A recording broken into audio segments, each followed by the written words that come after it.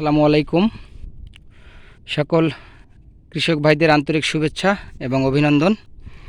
তো যে সকল কৃষক ভাইরা লাউ চাষ করতে চাচ্ছেন বা যে সকল কৃষি উদ্যোক্তা যারা আছেন, যারা লাউ চাষের নিয়ে চিন্তাভাবনা করছেন, তো তাদের জন্য আমি একটি সহজ পদ্ধতি আজকে নিয়ে আসছি এবং এই পদ্ধতিটি সম্পর্কে আপনাদের সাথে আলোচনা করতে চাচ্ছি। তো আপনারা দেখতেই পাচ্ছেন যে আমার সামনে এই যে লাউয়ের বীজ অঙ্কুর হওয়া একটি গাছ দেখতেই পাচ্ছেন। গাছের চেহারা মাশাআল্লাহ অনেক সুন্দর এবং অনেক সুন্দরভাবেই চারাটি অঙ্কুর হয়েছে। এখানে আরেকটা দেখতে পাচ্ছেন যে এই যে এটাতেও দেখেন এই যে মাথা বের হয়ে গেছে, অঙ্কুর হয়ে গেছে। এখন আমি এটাকেও এখানে লাগিয়ে দিচ্ছি। তো আসলে আপনারা বলতে পারেন যে আসলে এটা কিভাবে কি করলাম বা কিভাবে খুব সহজেই আমি এটাকে অঙ্কুর করতেছি।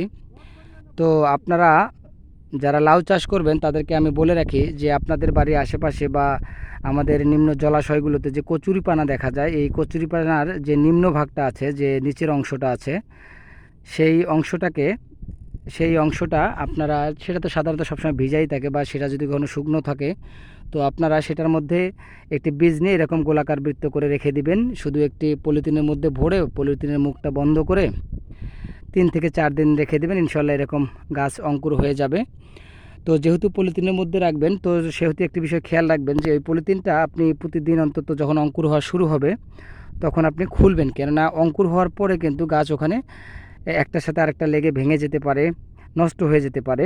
যেমন আজকে প্রথম আমার এই যে দুটি চারা অঙ্কুরিত মানে লাগানোর মতো আমি পেলাম, তো এই দুটি কিন্তু লাগানোর জন্য নিয়ে আসলাম। দেখতে পাচ্ছেন আমার এই যে এখানে লাউ লাগানোর জন্য প্রস্তুত করা আছে মাদা, এবং আমি এখানে এই যে দেখেন খুব সুন্দরভাবে এটাকে বসিয়ে দিচ্ছি। বিসমিল্লাহির রহমানির রহিম।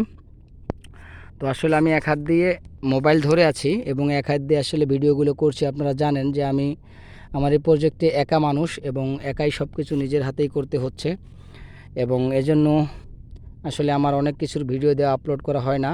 এটার ক্ষেত্রে দেখতেছি আমি যে এই যে এইখান দিয়ে দেখতেছেন এই যে গাছ বের হইতে যাচ্ছে, তো আমি এই জন্য এই অংশটাকে, এই যে দেখতে পাচ্ছেন এই যে গাছ, আমি আপনাদেরকে দেখাচ্ছি, এই যে দেখতে পাচ্ছেন গাছ বের হচ্ছে। তো এই অংশটাকে আমি উপরের দিকে রাখলাম, রেখে আমি এখানে মাটি ভরাট করে দেব। তো আসলে লাউ চাষ খুব সহজ একটি পদ্ধতি। আসলে এটা আপনার এলাকার মাটি এবং আঞ্চলিকতা বা আপনার মাটির উর্বরতা শক্তি সব কিছুর উপর ডিপেন্ডেবল।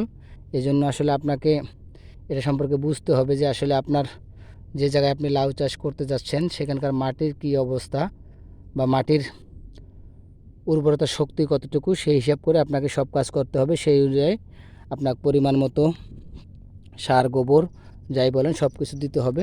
তো এখানে আমার সব কিছু দেওয়া আছে। আর এটার ক্ষেত্রে যেহেতু আমার গাছ এটা অঙ্কুর বের হওয়া, তো আমি একটু গাছটাকে একটু বেশি ভিতরে দিয়ে ফেলেছি, তো আমি একটু ভাসিয়ে দেবো আর কি। তো এই পদ্ধতিতে লাউয়ের বীজ অঙ্কুর করলে আপনার সুবিধা হচ্ছে আপনি ইচ্ছামতো এটাকে বহন করতে পারছেন এবং ইচ্ছামতো কোনো ঝামেলা ছাড়াই এক জায়গা থেকে আরেক জায়গায় স্থানান্তর করে লাগাতে পাচ্ছেন। তো দেখছেন আপনারা যে আসলে কীভাবে খুব সহজে আমি লাউয়ের চারাগুলো লাগিয়ে দিলাম। তো আপনারা যারা লাউ চাষ করবেন তারা এভাবেই কচুরিপানার মাধ্যমে বীজগুলোকে অঙ্কুর করে আপনার যে লাউ লাগানোর জন্য যে নির্দিষ্ট স্থান আপনি সেটাকে সেখানে লাগিয়ে দিতে পারেন। আপনি এই যে আমি আশেপাশের এই মাটিগুলোকে একটু ঝুরঝুরো করে দিচ্ছি, কেননা যেন আমার লাউয়ের গাছগুলোর গুরুত্ব অনেক ভালো হয়। তো আমি কিন্তু আমার যেহেতু বিলের আশপাশে আসলে কচুরিপানা পর্যাপ্ত, এখানে কিন্তু কচুরিপানাটাকে প্রাধান্য দিয়ে যে কাজগুলো করা যায়, অর্থাৎ কচুরিপানাও কিন্তু অনেকটা জৈব সার, যেটা গোবরের বিকল্প হিসেবে অনেকটাই ব্যবহার করে থাকে মানুষ। তো আমি নিজেও ব্যবহার করতেছি। তো ইনশাল্লাহ দেখা যাক কত দূর কী হয়। তো আমার কাজ শেষ। তো আপনারা এভাবেই খুব সহজেই কচুরিপানা ব্যবহার করে লাউয়ের বীজ অঙ্কুর করে লাগাতে পারেন।